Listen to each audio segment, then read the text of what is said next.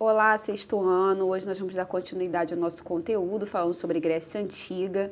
Esse assunto se encontra no módulo 3, capítulo 8 do livro de vocês. Na aula anterior nós falamos sobre a formação da Grécia Antiga e também sobre a polis de Esparta. Hoje nós vamos iniciar falando sobre a polis de Atenas, tá? Atenas foi fundada pelos jônios e era um forte centro de comércio marítimo, era a principal atividade econômica deles. Em termos de sociedade, a sociedade ateniense, ela se dividia entre eupátridas ou aristocratas, que eram donos das terras mais férteis e possuíam o poder político-militar da polis, os georgoi, que eram uma grande parte da população, suas terras não eram tão férteis e eles não participavam da vida política da polis. Haviam os comerciantes, a gente viu que o comércio era a sua principal atividade econômica, então haviam os comerciantes, os artesãos e também os escravizados. As primeiras críticas ao domínio político da aristocracia ateniense aconteceram por volta de 700 a.C. entre os hoplitas. Eles eram os soldados da infantaria responsáveis pela defesa da polis. Assim como na política, os aristocratas eram os comandantes hoplitas, os quais possuíam os melhores armamentos e recebiam as melhores recompensas pelo desempenho nas batalhas. Naquela época, a economia ateniense passava por transformações, pois estava ocorrendo uma intensa atividade comercial na polis. Com isso, bens como gado, tecidos e objetos em geral passaram a ser muito valorizados, criando a possibilidade de enriquecer os comerciantes. Nesse contexto, comerciantes enriquecidos puderam comprar bons armamentos e passaram a combater na falange, com os aristocratas. Falange era uma formação militar de infantaria. Nas falanges, os hoplitas combatiam lado a lado, criando entre si um sentimento de igualdade, pois todos estavam lutando com o mesmo objetivo: defender Atenas. Esse sentimento foi aos poucos crescendo, fazendo os hoplitas, que não eram de origem aristocrata, questionarem o domínio político da aristocracia ateniense.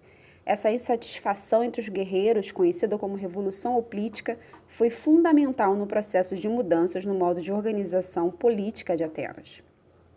Em Atenas também ocorreram várias revoltas populares, e eles se revoltavam principalmente contra a desigualdade social, e eles exigiam mudanças nas leis da cidade.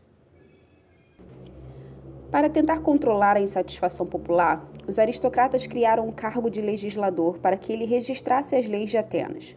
Solon tornou-se o principal legislador ateniense e, no começo do século VI a.C., realizou reformas políticas e sociais importantes, entre elas o fim da escravidão por dívida, o aumento da quantidade de cidadãos com direitos políticos e a criação de instituições como o Conselho dos 400, a Bulé, a Assembleia Popular, Eclésia, em que se reuniam todos os cidadãos, e o Tribunal Popular de Justiça, a Lieia. Contudo, para assumir cargos públicos, Solon determinou que fosse obedecido o critério de renda. Assim, apenas os mais ricos poderiam exercer os cargos mais importantes. As reformas de Solon não bastaram para diminuir a insatisfação popular em Atenas. Por isso, nessa situação de conflitos, surgiram os tiranos.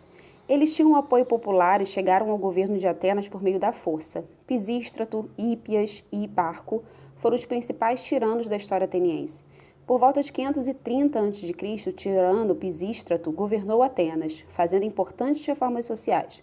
Liberou empréstimos aos agricultores mais pobres, determinou a construção de fontes públicas de água, canais, portos e navios, dinamizando assim o comércio marítimo de Atenas com outras cidades.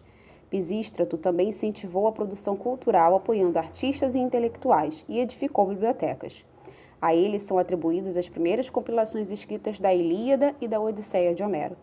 Ele trouxe muitas mudanças positivas para o povo de Atenas, mas aqueles que o sucederam não conseguiram permanecer no governo, de modo que os aristocratas assumiram o poder de Atenas outra vez. O aristocrata Clístenes assumiu o governo ateniense por volta de 510 a.C. Ao contrário de outros aristocratas, ele tinha o apoio do povo e conseguiu fazer mudanças no sistema político de Atenas. Pois foi Clístenes que implantou pela primeira vez a democracia, a forma de governo em que todos os cidadãos debatiam e decidiam os assuntos da cidade. Ele criou também a lei do ostracismo. Essa lei determinava que a qualquer pessoa que representasse perigo à democracia seria expulsa da cidade e obrigada a ficar exilada por 10 anos. A expulsão da pessoa era decidida por meio de votação. Essa participação de todos na vida política da polis só se concretizou no governo de Péricles. Ele criou a mistoforia, um salário pago àqueles que se dedicassem aos assuntos da cidade. Assim, os cidadãos pobres conseguiram conciliar seus trabalhos com a participação nas decisões políticas. Mesmo ampliando a participação política, nem todos eram beneficiados. Nós já vimos que cidadãos em Atenas eram os homens livres, excluindo assim as mulheres, os escravizados e os estrangeiros. Na época do surgimento da democracia em Atenas, as mulheres eram consideradas inferiores aos homens, sendo controladas durante toda a vida por seu pai, irmãos ou marido. As mulheres passavam a maior parte do tempo realizando tarefas domésticas e não podiam sair de casa desacompanhadas de um homem da família. Para se casar, elas não tinham o direito de escolher seu marido, tendo de aceitar o homem escolhido por seu pai. Depois de casadas, tinham a obrigação de gerar filhos saudáveis, preferencialmente homens. Pessoal, nós encerramos aqui o nosso vídeo, mas irão exercícios e qualquer dúvida estarei à disposição, ok? Bons estudos!